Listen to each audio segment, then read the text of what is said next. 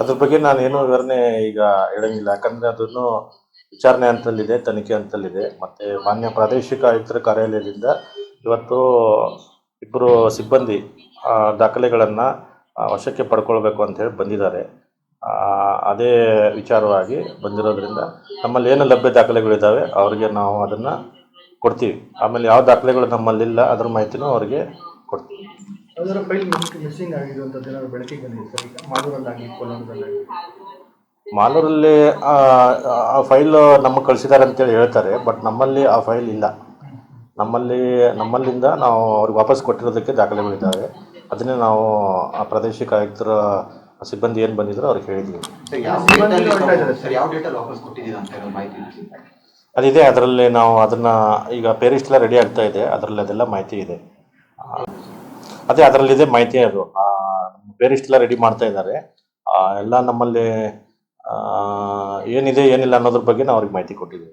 Sir, ಅಲ್ಲಿ ಸಿಬ್ಬಂದಿ ಹೇಳಿದ್ದಾರೆ ತಹಶೀಲ್ದಾರ್ ಅವ್ರ ಫೈಲ್ ತಗೊಂಡು ನಮ್ಮ ಮೇಲೇನೆ ಒಂದು ಆರೋಪ ಮಾಡ್ತಾ ಇದ್ದಾರೆ ಅಂತ. ಹಾಗಾಗಿ ಈ ರೀತಿಯಾಗಿ ಒಂದು ಬೇರೆ ಅದ್ರ ಬಗ್ಗೆ ನನಗೇನು ದೂರು ಅಂಥೇಳಿ ಅವರು ಅಂದರೆ ಇದು ಮಾಲೂರು ತಾಲೂಕು ಕಸ್ಬಾ ಹೋಬಳಿ ತೋರನಹಳ್ಳಿ ಗ್ರಾಮ, ಸರ್ವೆ ನಂಬರ್ 270, 278, 279, 280, 282, 84, 85 ಇವು ಈ ಜಮೀನಿಗೆ ಸಂಬಂಧಪಟ್ಟಂಗೆ ಅಕ್ರಮಗಳು ನಡೆದಿದ್ದಾವೆ. ಇದನ್ನು ಪರಿಶೀಲನೆ ಮಾಡಿ ನಿಮ್ಮ ಹಂತದಲ್ಲಿ ಏನಾದರೂ ಕ್ರಮ ತಗೊಳ್ಳೋದಿದ್ರೆ ಕ್ರಮ ತಗೊಳ್ಳಿ, ಅಥವಾ ಮೇಲಾಧಿಕಾರಿಗಳಿಗೆ ಇದನ್ನು ವರದಿ ಸಲ್ಲಿಸೋದಾದರೆ ವರದಿ ಸಲ್ಲಿಸ್ರಿ ಅಂತೇಳಿ ಹೇಳಿದ್ದಾರೆ.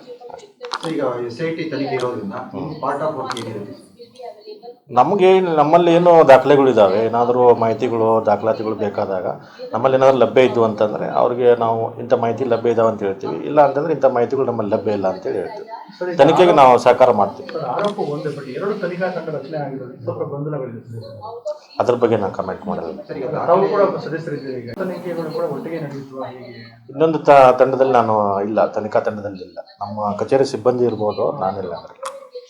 ಸರ್, ಈಗ ದಾಖಲೆ ಇಲ್ಲ ಅಂತ ನಮ್ಮಲ್ಲಿ ಇಲ್ಲ, ಕೊಟ್ಟಿದ್ದೀವಿ ಅಂತ ಹೇಳಿದ್ದೀರಿ ಸರ್. SIT ಅವ್ರು ತಾವು ಹೇಳಿದ್ದೀರಿ ಸರ್? ಹೌದು ಹೇಳಿದ್ದೀವಿ. ಈಗ ಬಂದಿದ್ರಲ್ಲ, ಹೇಳಿದ್ದೀವಿ ಅವ್ರಿಗೆ.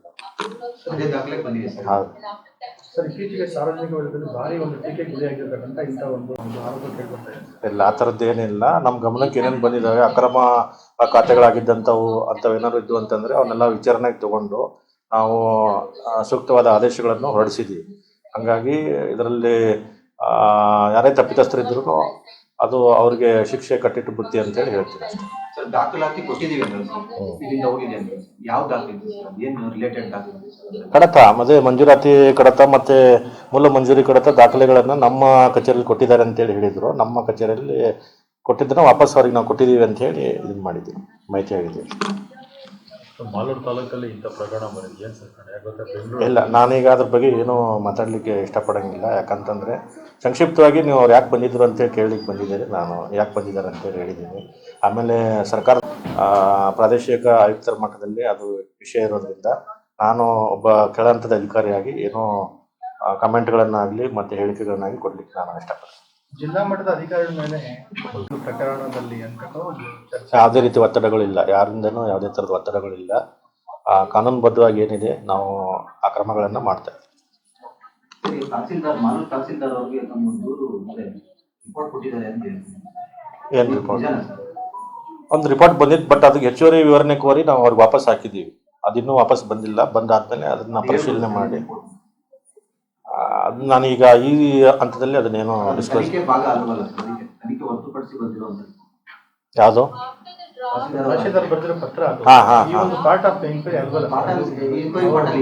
ಅಲ್ಲ, ಈಗೆಲ್ಲ ವಿಷಯದ ಕುರಿತು ಸಮಗ್ರವಾಗಿ ತನಿಖೆ ನಡೀತಾ ಇರೋದ್ರಿಂದ ಈಗೆಲ್ಲ ವಿಷಯಗಳನ್ನು ನಾವು ಮುಂಚಿತವಾಗಿಯೇ ಮಾತಾಡುವಂಥದ್ದು ತಪ್ಪಾಗುತ್ತೆ. ತನಿಖೆ ಆಗಲಿ, ಸರ್ಕಾರ ಮಟ್ಟದಲ್ಲಿ ಏನು ತೀರ್ಮಾನಗಳಾಗ್ತವೆ ಆಗಲಿ. ಅದ್ರ ಬಗ್ಗೆ ನಾನೇನು ನೋ ಕಮೆಂಟ್ಸ್ ಮಾತಾಡಲ್ಲ. ನಾನೇನು ಮಾತಾಡ್ಲಿಕ್ಕೆ ಸಿದ್ಧ ಇಲ್ಲ. ಯಾಕಂತಂದರೆ ಇದರಲ್ಲಿ ಯಾರೇ ತಪ್ಪಿತಸ್ಥರಿರಲಿ, ಯಾರೋ ಕಾನೂನಿಗಿಂತ ದೊಡ್ಡವರು ಯಾರೂ ಇಲ್ಲ. ಆಮೇಲೆ ಯಾರೂ ತಪ್ಪುಗಳನ್ನು ಮಾಡಿ ಪಾರಾಗಲಿಕ್ಕೆ ಸಾಧ್ಯ ಇಲ್ಲ. ಅವ್ರು ಎಷ್ಟೇ ದೊಡ್ಡವರು ಇರ್ಬೋದು, ಆಮೇಲೆ ಎಷ್ಟೇ ಪ್ರಭಾವಶಾಲಿಗಳಾಗಿರ್ಬೋದು, ಅಷ್ಟು ಮಾತ್ರ ಹೇಳೋದು. ನಿಯಮಾನುಸಾರ ಕ್ರಮ ತಗೊಂತೀವಿ ನಾವು. ಯಾರೇ ಯಾವ ಸೂಚನೆಗಳು ಅಂತಂದರೆ ಅಂಥವೇನು ತಪ್ಪುಗಳು ಘಟಿಸಿದಂತೆ, ಆಮೇಲೆ ಅಂಥ ತಪ್ಪುಗಳು ಪ್ರಿಕಾಷನರಿ ಮೆಜರ್ಸ್ ತಗೊಳ್ಳೇಬೇಕಲ್ಲ, ನಾವು ತಗೊಂಡಿರ್ತೀವಿ. ಎಲ್ಲ ನಮ್ಮ ಕೆಳಹಂತದ ಅಧಿಕಾರಿಗಳಿಗೂ ನಾವು ಇದೆಲ್ಲ ವಿಷಯಗಳನ್ನ ತಿಳಿಸಿ